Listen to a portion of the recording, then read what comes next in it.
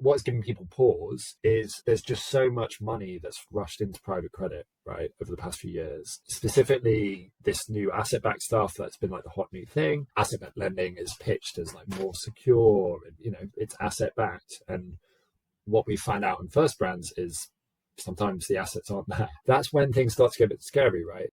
We are in the thick of a very large bankruptcy, almost $12 billion, and there's a lot of interconnection between banks, non-banks. So from a credit perspective, from a default perspective, this is a very big story, and I'm pleased to say that today I am joined by Robert Smith, corporate finance editor at the Financial Times, who has been doing a lot of work of bringing this stuff to light about first brands. Robert, welcome to Monetary Matters.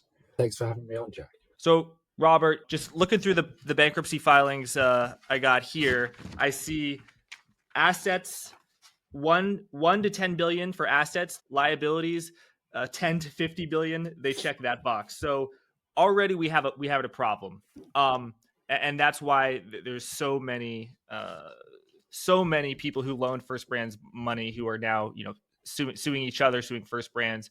Let's just start off. What does First Brands actually do? What's its origin, its story? So First Brands is an auto parts maker. So, it makes the little bits that go into cars, sort of windshield wipers, spark plugs, carburetors. And it mainly serves the aftermarket.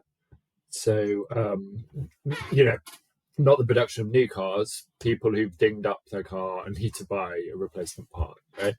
And its main customers are like Walmart, AutoZone, O'Reilly, these kind of like big box retailers. First Brands is what's known as a roll-up. So, that's kind of financial slang for a company that generally borrows money to buy a lot of other companies. So it grows through acquisitions. So the kind of core of what became First Brands, it began in a deal in like 2014 where a guy called Patrick James, who's this sort of Malaysian born, but he's lived in Ohio a long time, kind of industrialist. He bought a windshield wiper maker called Trico, and it kind of went from there. Sort of almost every year, it was borrowing money to buy a new company, essentially. And I guess the pitch to investors was, oh, I'm really savvy. I know how to wring costs out of this business. So, there's going to be synergies, and this whole enterprise is going to be much more valuable after I kind of take over these companies and bring them into the group. So just looking at who is owed what, I'm seeing $9.3 billion across all of these things. So regular sort of term loans, bank loans, is $5.5 billion. And then there's asset-backed, ABL obligations. That's $596 million. Then off-sheet balance sheet obligations is $2.3 billion. And then supply chain financing obligation is $812 million. And then there's $2.3 billion that's not even accounted for there, because you said that the total amount that is owed is $11.6 billion. So can you just map out the different parties, which is kind of the pain point, which was the pain point for these securities, and who is sort of like primary in all this?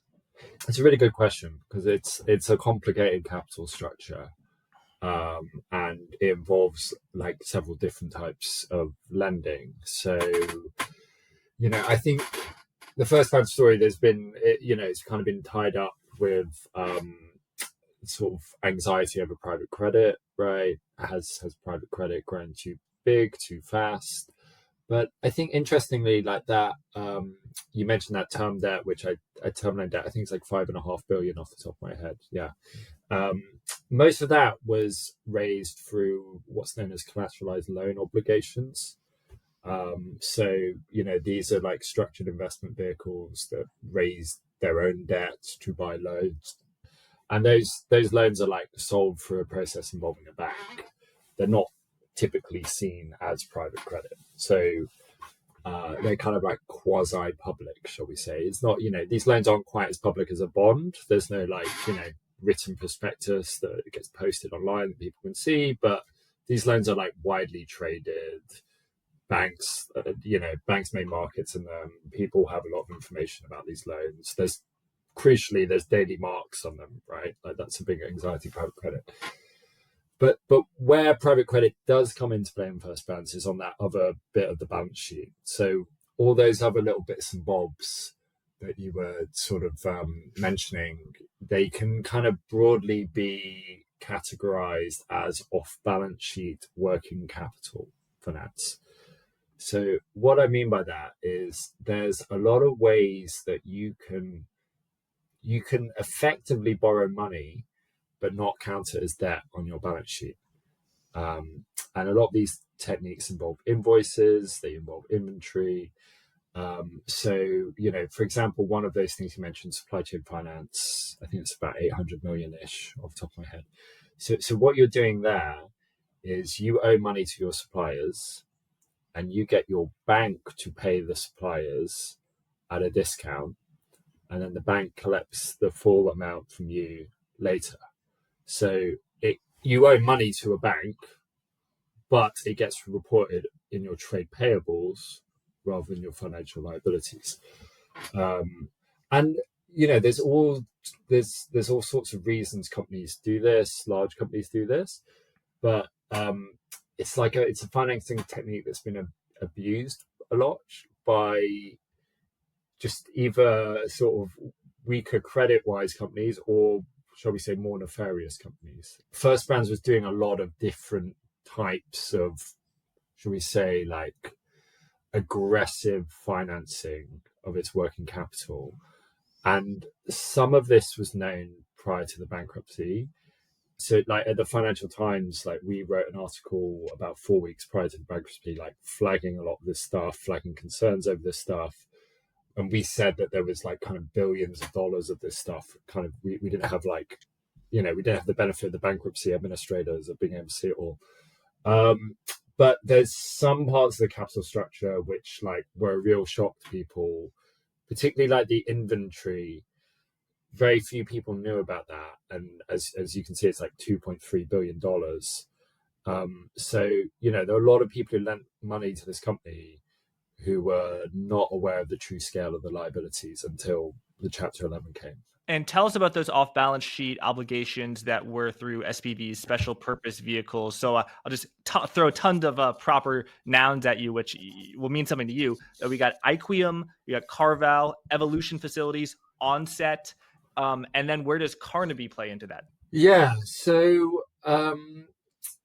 essentially, First Brands was borrowing against its inventory. So what does that mean? So, First Brands has a lot of like windshield wipers in warehouses in Mexico, right? It has a subsidiary in Mexico. And it was basically finding a way to like borrow against that inventory before it was sold. This is, by the way, this is like something that happens in finance. It's not something First Brands sort of uniquely did. There is a whole subsection of the market for inventory finance. Where First Brands maybe pushed things was like the aggressiveness with which it was doing this. So you can see that as well as just like its inventory in its warehouse, it was also doing like a sale and lease backs of its office chairs and things like that. So like when you're like financializing the office chairs, that's quite something. And then and then simply like a disclosure issue. So if you look at First Brands accounts, there's like no hint that these entities even exist. So you mentioned Carnaby, like these were through special purpose vehicles, which were called Carnaby generally. Like the top one was called Carnaby Holdings, and then there's like Carnaby 2, Carnaby 3. And then, you mentioned those proper nouns there. They're basically all funders of this thing. Sort of 3 out of the 4 are the kinds of people you might expect to see in sort of, a large-scale bankruptcy involving asset-backed finance. So Carval used to be part of Cargill, which is one of the biggest commodity trading firms in the world. they were basically like doing private credit before private credit existed. They've like been kicking around since the 80s doing this stuff. They since spun out of Cargill. They're now owned by Bernstein. So yeah, like a very like well pedigreed credit shop that does a lot of asset backed stuff. You've got Aquium, and they're like I think they're based in Chicago, and it's like a specialty lender. And they've got some backing from Castle Lake, which is owned by Brookfield, which you may well have heard of. So we've got Carval, Aquium, Evolution. it's Evolution, of course, yeah. So Evolution is like a credit hedge fund, mostly does like trade finance, so does invoice and inventory finance. Um, and then the elephant in the room there is a firm called Onset Financial, which is a bit more unique. Um, and yeah, I mean, we can talk about that if you like. It would take some time to talk about Onset. So Yeah, definitely. Tell us about Onset. yeah, so Onset Financial, when the bankruptcy happened, the disclosure came out and it said, there was 1.9 billion of Onset leases. And I thought, okay, maybe this is a type of financial jargon, right? Like onset leases is a type of lease or something. And it was only like maybe 2 days later when some more disclosure came out, it was a bit clearer, and it was like, oh, Onset Financial is a firm. We'd never heard of Onset Financial at the Financial Times. Most of our sources had never heard of them, but they're essentially like an equipment leasing firm in Draper, Utah, and they're a bit unconventional, shall we say? So, you've got guys, like guys like Carval and Aquium, who we've mentioned, like very sober, sort of, the kinds of firms you'd expect to see in this situation. Whereas Onset is like it's all about like flashy marketing. They had like a corporate rap video, which they've now sadly taken off the internet after we wrote about it. But it's all footage of them at like Utah Jazz basketball games and like driving around luxury cars. And yeah, and the CEO of this company, the owner, is this guy Justin Nielsen. He's a Mormon, like lots of people in Utah, but he's like a bit bling, a bit flashy. So he has like a private jet. He also like his office has sort of a personal Zen garden for moments of reflection for him. So yeah, it's kind of like this flashy firm, and I guess what we discovered was the First Brands was like just a massive part of Onset's lending. So I think Onset has disclosed it's like done $5 billion like total lending for its history. Obviously, it has like 1.9 billion of exposure to First Brands.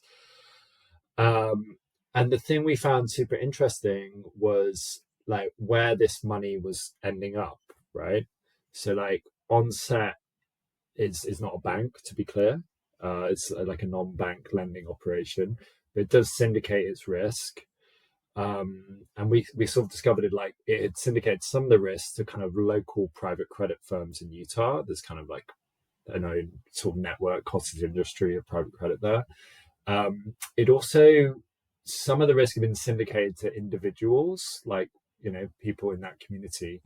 But most interestingly, we found out that like some of First Brand's management had invested in these deals. So specifically, Patrick James, the founder's brother, Ed James, he'd invested in the stuff, which is conceptually kind of mind melting, right? First Brands management was lending to First Brands via Onset. Yeah, Wow. essentially. So like this stuff was at super high yield, right? It was at like I think 12 to 15% off the top of my head. And yeah, Ed James, he was like in charge of a lot of this inventory lending at First Brands. That was kind of his broad role. Yeah, he was like earning interest on this debt that was incredibly burdensome for the company. It's conceptually quite strange. Where did Onset get its funding from other than individuals? I mean, did it have any large allocations from endowments? Was it similar to a prop trading firm? Was it manager capital? Was it a big borrower? Was it using leverage? Yeah, it's a great question. So they they themselves say that they have some internal capital. It's not clear how big that is, but there seems to be like several, yeah, like private credit firms in Utah who invested in this. We found a couple. Um, One you can kind of find online because it has a public fund, so it's called like Keystone National Group. So they have a sort of SEC registered fund. You can see some of the first brand stuff in there. Then there's another firm called like Ascilla, which is like a real estate and again kind of private credit firm. They financed Onset's offices, or they were the developer rather on Onset's offices. So there's a big kind of like commercial real estate. Um, there's a lot of commercial real estate finance in Utah. It's just like one of the quirks of the state, and that seems to be how they got involved. Um, and then yeah, in terms of Onset, is Onset leveraged itself? I'm not sure. I would suspect I would suspect so. This is the thing about reporting on non-bank lending, private credit, particularly when you have setups like that. These things are public, and they, finding out what we did about Onset took a lot of work, let alone getting to the bottom of everything. And what is the level of exposure of large banks? So that's a great question.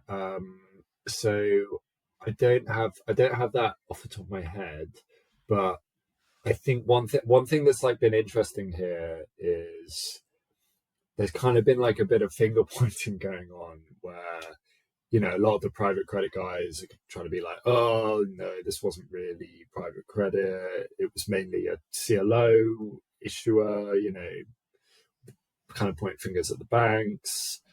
And then maybe the banks are like, oh no, this is private credit, look at all this weird working capital stuff.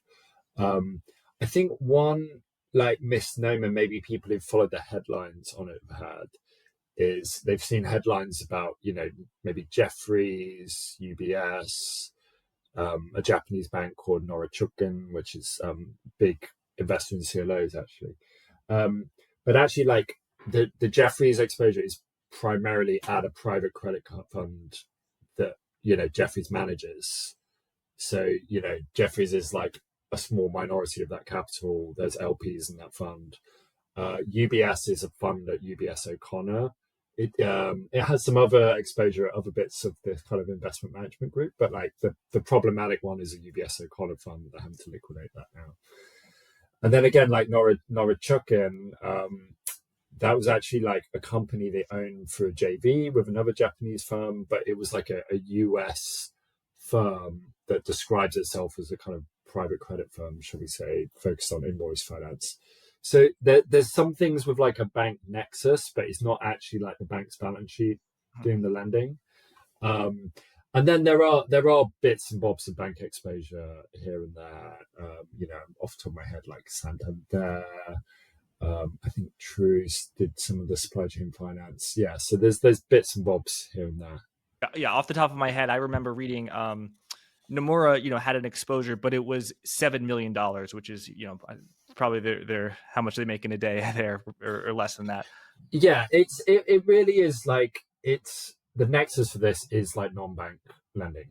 Yeah, there are banks involved, but like the kind of big weighty exposures here are in fund structures or non-bank lending operations essentially. And even though a lot of the assets were generated in the syndicated leveraged loan market or bank loan market, the loans are owned by non-bank entities such as hedge funds or collateralized loan obligations. So when the private credit people, I think it was the CEO or a senior guy at Blue Owl said, I don't know what Jamie Dimon's talking about with all these credit cockroaches. Maybe he's worried about the bank system, because in private credit, we're fine. He was referencing the fact that, yes, the majority of the liabilities of First Brands was originated in the banking system. But it's also true, a huge percentage was also generated in asset-backed lending, which is basically private credit. Like private credit, you know, private credit pure is direct lending, but also all the private credit managers, or vast majority of private credit managers, are also engaged in asset-backed finance. I actually, interviewed someone quite recently from a firm that owns hedge funds that is doing asset-backed lending, and that is called private credit. So private credit means like 5 different things, and one of the things is asset-based finance and asset-based lending, ABL, which is what First Brands was doing. Yeah, I think that's it essentially. I think private credit is like a woolly term. I guess that if you had to come up with a consistent definition, right, it means like credit in which a bank is not involved in intermediating it in some way, right? So CLOs aren't banks, but they buy their loans from banks, so banks are involved. And yeah, like the private credit, maybe I don't know, like 5 years ago, yeah, probably people saw it synonymous with direct lending, which is like, yeah, it's this specific strategy of making largely like LBO loans without a bank being involved. So you go to the company directly. But there's been this big, I think, as like AUM has like, rushed into the asset class, there's been, naturally people have wanted to see what else they can do. But I also think from like a marketing perspective, things are being thrown in that private credit bucket. So you can, like, if you look at any big private capital firm and type in asset-based lending, do a Google search of asset-based lending, you'll find a big section on their website where they'll say things like asset-based lending is the new frontier of private credit, and we're doing this and that. So yeah, I think this is, it's this kind of, maybe like there is a confusion on some people's part between the term loan market and direct lending. But yeah, there's a big private credit nexus here, and it happens to be in what's been like the buzzy new thing in private credit, which is obviously a little bit awkward, particularly as asset-backed lending is pitched as like more secure and it's asset-backed. And what we find out in First Brands is sometimes the assets aren't there, right? And how can the assets not be there? They just weren't verified? Yeah, so let's just take, for simplicity's sake, let's take the invoice side, right? So First Brands was doing a lot of factoring, which is basically you have a customer that owes you money. You take that invoice, you give it to a bank. The bank gives you like 90 cents on the dollar. They collect the money from the customer later, right? This, by the way, is like centuries old. Like, like the Medici were doing this. It's a really old form of credit. It's not anything new. First Brands, when it collapsed, yeah, I think we said it had like 2.3 billion of what it called third-party factoring. What was really interesting, what's come out in the bankruptcy is, okay, so like, say you had like a Walmart invoice for these factoring facilities, you might expect that Walmart would be paying, let's say it's Jefferies had a fund doing this. You might expect Walmart would be paying Jefferies directly. But actually the structure of this thing was the payment went to First Brands and then they sent on the money. You can see why that could be problematic if you're dealing with a allegedly nefarious actor. And basically what's happened since is, I'm going to get this up so I don't misquote it, but there's been a ton of litigation as part of the bankruptcy. One of those has been that the founder, Patrick James, has been like sued for fraud, essentially by the people overseeing the bankruptcy. So they've alleged like 3 types of invoice fraud that they think that they've discovered. So like one is that they were doctoring invoices to make the amount owed to the company higher. So, $100 invoice, maybe you add a 0, turn into $1,000 invoice. The second claim is that they were just making up invoices, essentially.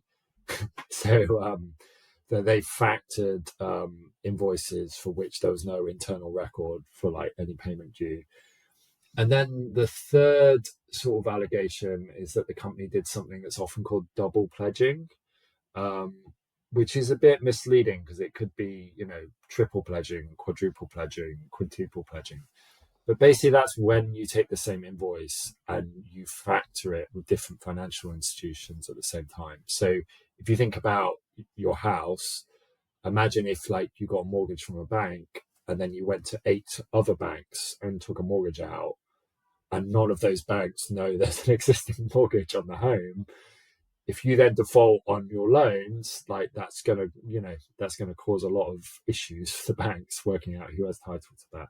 So yeah, there's so essentially there's all these guys who were doing this invoice backed lending. It's supposed to be safe, and they turn around, all the money's gone, and it's not even clear that they have a claim on the customers. I.e., like if the company did forge an invoice, what claim do you have, right? So you can see why it's causing some gray hairs on Wall Street.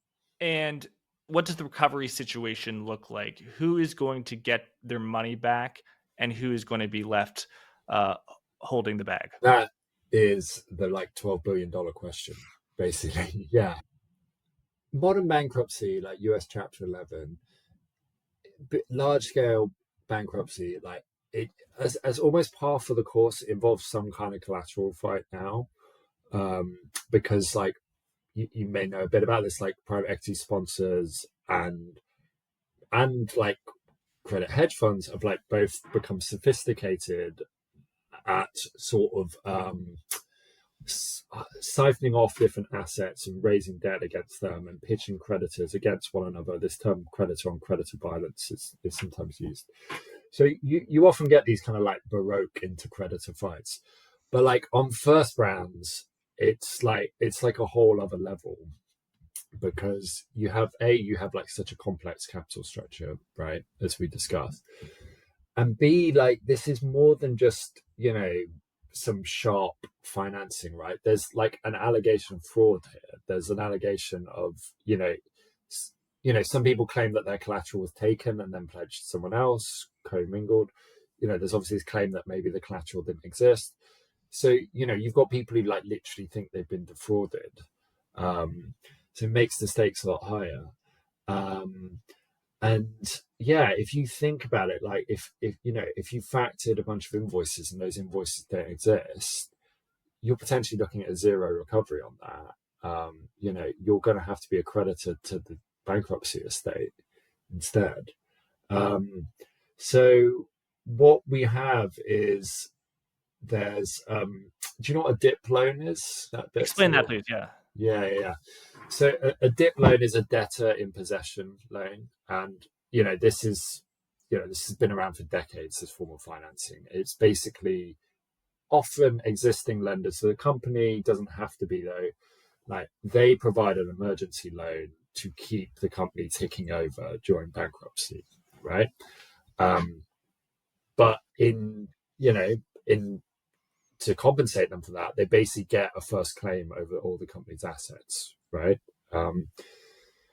There is a dip loan at first rounds. It's mostly from like the term loan guys, but there's been all kinds of objections raised from like the off-balance sheet people who are basically saying like, oh, our collateral was supposed to be hived off and segregated. It wasn't. It's now being swept up by this. But there's a kind of delicate dance here, because also like the asset guys don't want the company to just liquidate, and they know that this loan, the company needs this loan. So a lot of the lenders have been like filing very spicy lawsuits against the dip, but then they've been like settling, and then they've been bringing up new issues, and yeah. So in terms of like who gets what, like I honestly, I'm not in the prediction game, but you could see some pretty like gnarly outcomes. It's what I say. So the debtor-in-possession loan are mostly, you say, being made by the term loan guys. So I'll call those the kind of more vanilla lenders who tend to be more in the banking system. That is surprising to me, Robert, because I thought that like bankruptcy financing was more done by like the distressed debt investors like Oaktree. Yeah, no, so you're not wrong, and it's because a lot of the CLOs like sold their positions just prior to bankruptcy. So there are a bunch of distressed guys now in that term loan.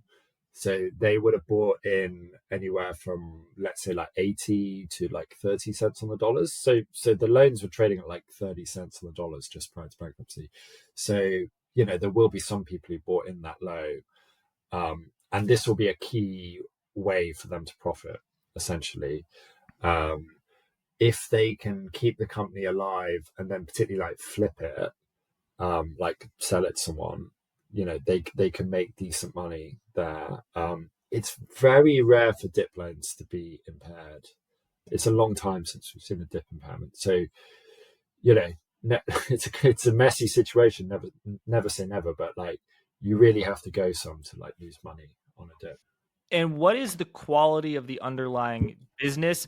I don't know anything really about this dip, but I'm seeing sort of projections for week by week, second week of November, third week of November, first week of December. What's the cash flow going to be and how much is needed from the dip? And, 99 million out the door in week two, 85 out the door in week three, 71 out the door in week four. So it seems like it's still a company that has negative operating cash flow.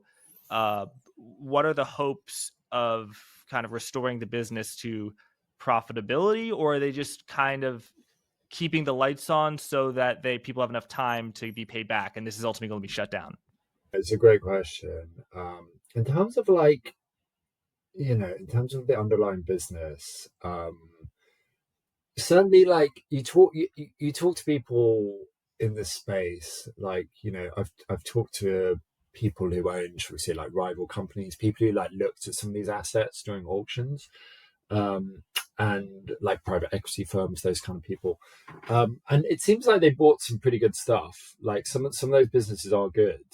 um they perhaps overpaid for them. But then also you have to think about what is the condition of those businesses now. Um, so obviously, no one's been found guilty of fraud. There are any allegations of fraud, all those usual disclaimers. But, if this has been going on and, people have been at the company have been essentially printing invoices, like what else has been going on and what are the implications of that? Because if you're printing invoices, you're kind of faking revenue, right? You're printing sales which don't exist. um so it's hard to know what the financial underlying financial condition of those businesses will be. Also, like this company, like the interesting thing about sort of factoring and supply chain finance is like companies become like heavily dependent on it. So First Brands without this stuff, so it was basically paying its banks back on this stuff like over a year after it was taken out, which is like that's incredibly extended payment terms. Um, and so First Brands would like get the money up front through this financing. Its customers would get the money up front through this financing, and then it would pay the banks back over a year later, right? And that gives you that's like a tremendous amount of flexibility. Once all that financing starts to get cut, you kind of have a crunch on your working capital, right? It can create like a bank-like run effect, which is part of the reason why it filed for bankruptcy so quickly. But like, if it can't re-establish that those forms of financing, it's going to find life even tougher. Um, you've got to think headlines around potential invoice fraud and things like that are going to have an impact on banks' desire to do that. So yeah, I think what like creditors will be hoping for is like a quickish sale to someone in the supply chain somewhere. And there's someone who probably has some interest in First Brands existing. Whether they are willing to pay an amount large enough to sort of prop it up that will make the banks happy, or make the lenders happy is another question. The people you talk to in this game, what is their what are they saying both about this case as well as about what it means for the broader private credit an asset-based lending ecosystem? Yeah, I think it's really interesting that, Jamie Dimon referred to these cockroaches, right? But we have had a run of things that have a kind of asset-backed or receivables finance nexus defaulting with allegations of fraud in kind of, I'm not even going to say private credit, let's just say credit generally, right? So you had Tricolor or Tricolor. I never quite know which one to say. We'll say Tricolor. Um, so that was a subprime auto dealership, but it also provided loans to its customers. Its customers tended to be Hispanic people, often undocumented. It packaged those loans up into asset-backed securities. Um, it also filed for bankruptcy, like kind of very suddenly, Chapter 7, which is like, it's more of a liquidation than a Chapter 11. But there were allegations there that they'd also double pledged receivables. So, like, the banks kind of came out and said, we believe that double pledging has been going on. Obviously, got First Brands. We've kind of done a rundown of what has been alleged there. There's also a situation involving HBS, which is like one of the biggest private credit firms. Owned by BlackRock, yeah. Yeah, I think it was about a year ago they bought it off the top of my head. It was kind of a long touted deal. Yeah, so that's like a smaller situation. I think it's like 400 to 500 million, but it's essentially this telecoms firm that HBS like had something came up around some of the receivables that they were financing. They took a closer look at it, and it seemed to be like, again, like non-existent businesses. They'd been kind of, it seemed like the company had been like sort of creating fake customer emails to send invoices over, that kind of thing. So sometimes coincidence is coincidence, right? Like sometimes stuff just happens around the same time. But I think what's giving people pause is like there's just so much money that's like rushed into private credit, right, over the past few years. Specifically, this new asset-backed stuff that's been like the hot new thing. And when money's flowing into an asset class, there's more pressure to deploy. There's maybe, you know, you go through fewer checks perhaps because you're not going to earn fees if you don't put money out the door, right? So this is what people, this I guess is what has got people worried, is you have a lot of situations with very similar characteristics. So people are going over their portfolios and taking a closer look. And this is often when more fraud comes out, right? People get scared by something. So, the PM taps the analyst on the shoulder and like, hey, should we look at this thing that we did last year? It's got some of the same hallmarks, and this is how stuff gets discovered. Whether the credit cycle is going to turn, whether it's systemic, I think it's a bit premature to be asking those questions. But like, I think you could see more of these sorts of things. I don't think that's a crazy thing to say, that we might see a few more First Brands like situations. Well, we have seen several cockroaches since First Brands. Tricolor was actually, I think, the first this summer, then First Brands. And then there are a bunch of smaller ones involving California real estate, involving a telecom company that BlackRock was a lender to as well. But if you see several other First Brands, not just several other scams, cockroaches, but little cockroaches, but you see several other large cockroaches, that could be an issue. Yeah, I think so. All of these situations are really interesting, but First Brands, just by sheer dollar amount, is like vastly bigger, right? Like $12 billion that's like not nothing. And I think the key thing that we kind of got into earlier was there were a lot of lenders to First Brands who had no idea it had $12 billion of liabilities. They maybe had some idea that there was some off balance sheet financing, but so that's when things start to get a bit scary, right? Private credit is opaque to the general public. There's different windows into it, like you can go through BDC filings, things like that. But like, we don't get the accounts for these companies, right? We don't get to read that stuff. That gets given to the fund managers. So obviously we're not going to fully understand everything that's going on. But I think what makes first brands like potentially troubling in a kind of like broader sense is like the lenders didn't really understand, you know, they didn't understand how much debt this had. I should say as well, like, so Patrick James, the founder, he was accused of fraud several times previously in relation to bankruptcies.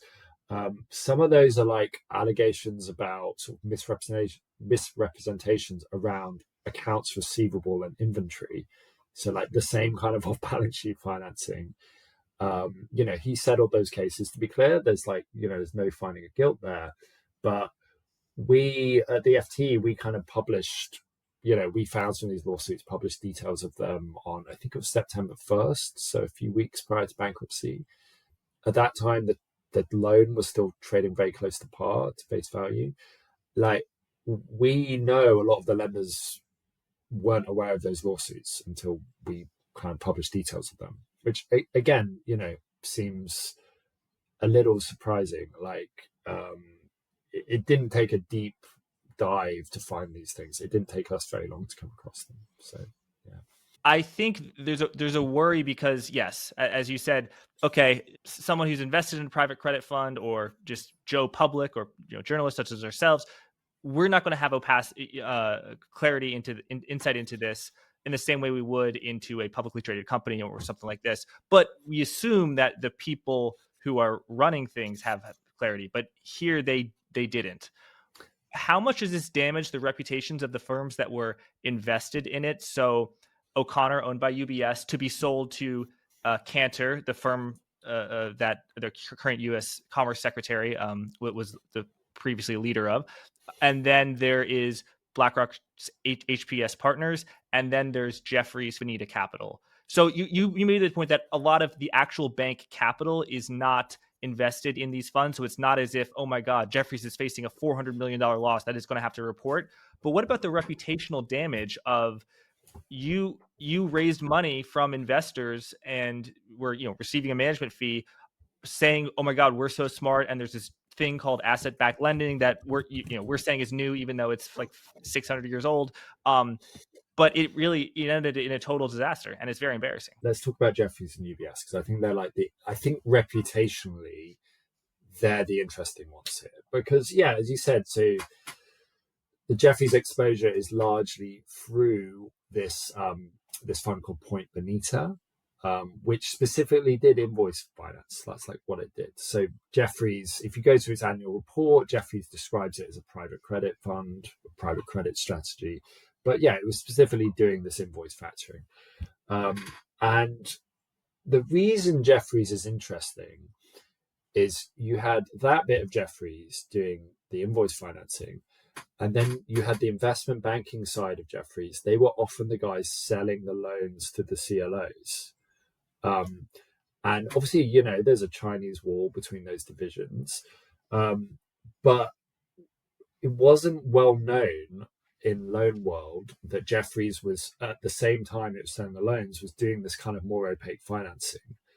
Again, I feel like I'm beating our chest at the FT a bit here. Like, we were the first to report this, and like, we know from the reaction of people, like, a lot of people had no idea about this, and we had people getting in touch being like, holy crap, like Jefferies is really doing this stuff. So that's kind of, I think that dynamic has put them in a sticky spot. I won't go into all the intricacies, but we've had kind of various stories on like what they did and didn't disclose and sort of issues around that.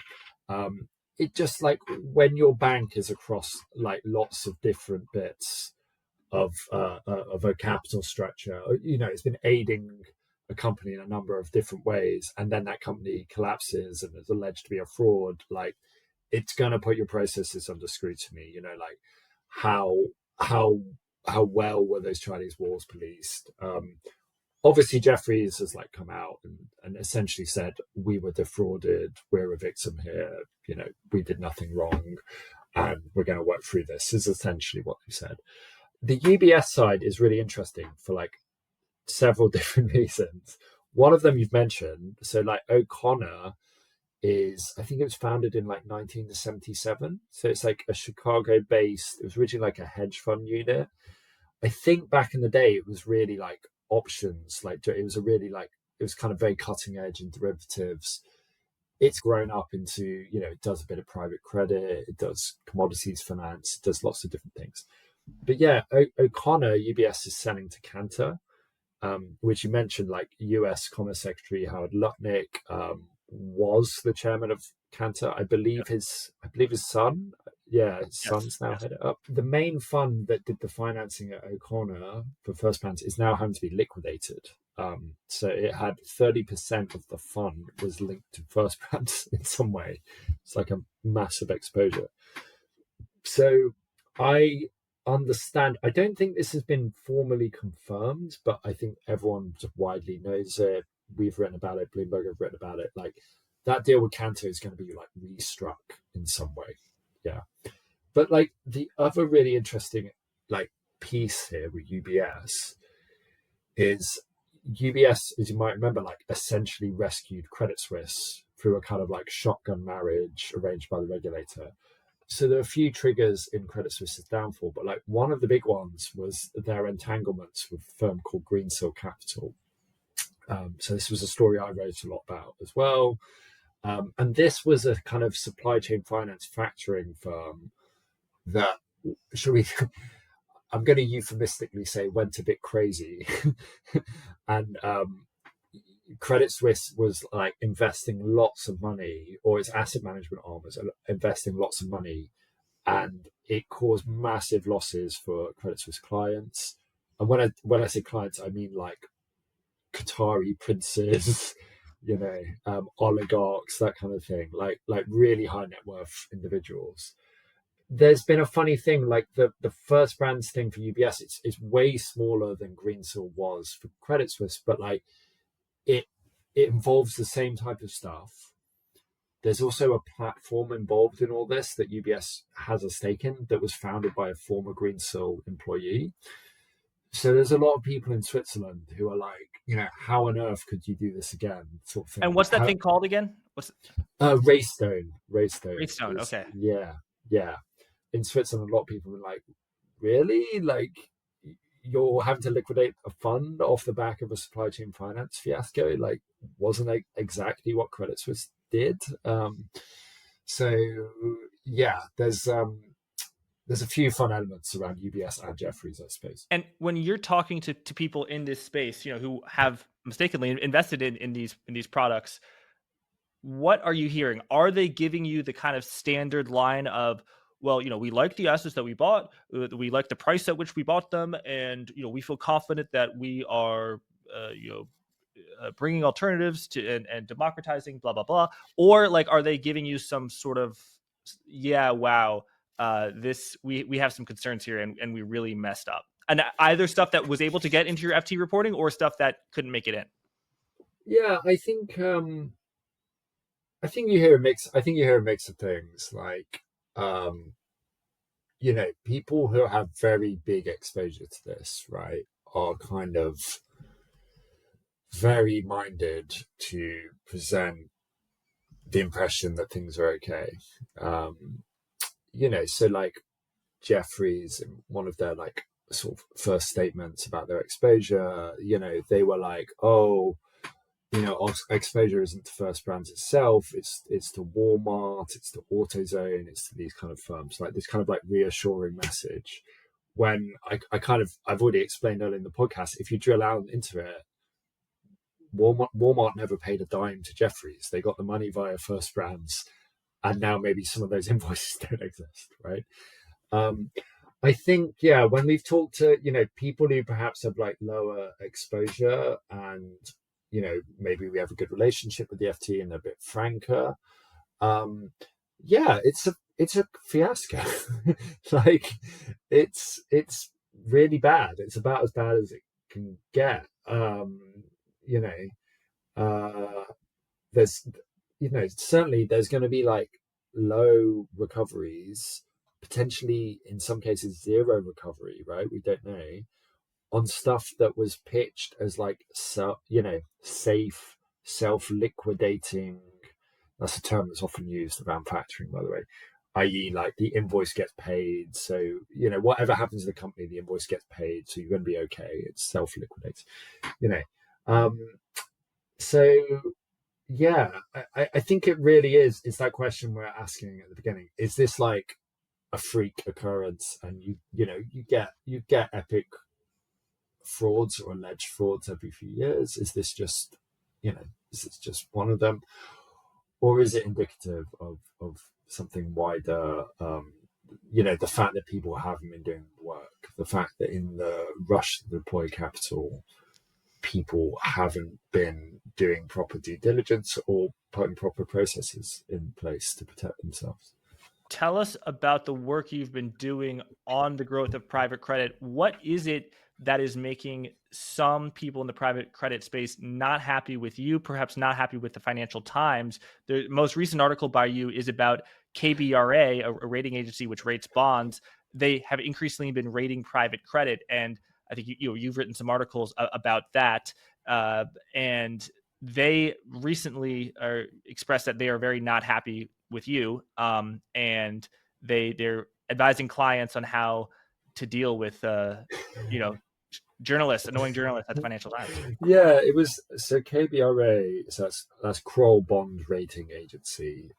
So it was actually founded by a guy called Jules Kroll, who's like a very famous private investigator. He kind of made the private investigations industry kind of sexy, and then he branched out, and Kroll itself is now a whole firm. It does lots of it does the bankruptcy docket for first brands, by the way. That's like one bit of the business. But he also set up a ratings agency. I think it's majority owned by a PE firm now, called KBRA. And their niche is doing like what we call esoteric asset-backed securities. And these things called private letter ratings, which are basically private credit loan ratings that like Joe Public never gets to see.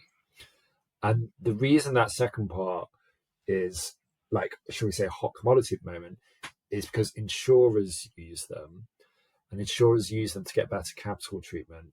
And insurance is becoming like a very important part of the private credit industry. Sort of Apollo were like the first to do this with Athene, but everyone's kind of, it's like the new game is to try and buy a life insurer and use it to fund this stuff. So it's funny with KBRA. They kind of they held like a webinar a couple of days ago, and they didn't actually publicly advertise this. It wasn't on their website or anything. It was just like someone sent it to me, and it just it had an amusing like headline. It was like cockroaches, defaults, and the FT, like how we can help you deal with all of them. And it basically said the session was going to like debunk recent misleading headlines. I know some people who actually dialed in, and they said it actually ended up being very sort of like not that spicy at all. I did write a kind of, as you alluded to, I wrote a cheeky. We have a section of the FT called Alphaville, which is a bit bloggier and a bit more sarcastic sometimes. So I did write a thing about this before it went ahead. So maybe they toned down, maybe they toned down their criticism at some of us. But so like KBRA, by the way, gave a AAA rating to Tricolor like a few months before it collapsed. That was like a public ABS rating. Its ratings on this, like, all these private letter ratings, as I said, like they are not public. There's not a lot of visibility on those. And that's where some of the anxiety has been. As you can imagine, like, are people inflating ratings so insurers can get better capital treatment is the essential anxiety. Yeah, I was surprised to learn that KBRA gave a AAA rating to a top-ranking tranche of asset-backed securities issued by Tricolor, which went bankrupt. Again, that doesn't mean that people who owned that senior tranche got bageled and they have zero. We probably don't know yet what's going to happen, but that does remind you of 2006, 2007, 2008, when you were having mortgage-backed securities and collateralized debt obligations that were rated AAA and were full of junk that didn't pay out and led to a great financial crisis. Yeah, look, I mean, it's a different type of subprime, right? It was subprime mortgages. For the subprime auto space has grown a lot, and there's a lot of ABS issuance in that space. I think I think putting aside the fraud piece of Tricolor, or like the alleged fraud piece, like the reason securitization works is diversification, right? Like that's the secret sauce. That's why you can get a AAA rating. You know, like will if you have like a mortgage-backed security, like will 10,000 people default on their mortgages at the same time? Probably not. But I think when you just like look at what Tricolor was doing, it was lending to one specific segment, right, of the community, sort of Hispanic immigrants who had very poor credit scores, maybe even didn't have social security numbers, but the company believed that they would actually be sort of maybe somewhat counterintuitively like they'd be good payers precisely because they don't want to like get on the radar screen of immigration services. So like that was kind of the pitch, like, oh, these guys actually do pay their car loans. And then you have Trump get elected, and you have everything we've seen with ICE, and you know the crackdown on undocumented workers, and this business model just like falls away. So I think sometimes, I think often when securitization goes wrong, it's because of things like this. It's because things look, you know, diversified. Oh yeah, you have 1,000 car loans, whatever it is. But really, there's a single point of there's a commonality across all of that.